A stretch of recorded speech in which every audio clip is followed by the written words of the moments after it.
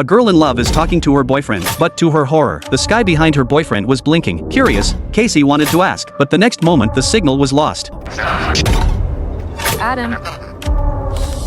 This made Kathy feel uneasy. She found her family and told them, but the family was on vacation at sea. It's not unusual for them to be without a signal for a while. And then, a voice from outside interrupted the conversation. When the family of four stepped out of the cabin, a large whale was swimming towards the land. The sight made them forget what they had just seen, but just as the family was getting excited, there was a loud bang from the engine. Father Tom rushed to the control room. He found that the engine had been damaged, and to make matters worse, the radio also lost its function. And then there was another sound from outside. Tom took his wife outside to take a look. A meteorite had fallen from the sky with fire, but the strange thing was, the sea where this meteorite landed did not sink. Instead, it floated on the surface. At that moment, another meteorite fell, and it hit the yacht. Not only did Tom realize, these meteorites are actually satellites in the sky, and before they could react, the whole sea began to shake. Tom and his son felt dizzy, and his wife suddenly got a nosebleed. Casey was vomiting, and then the family passed out.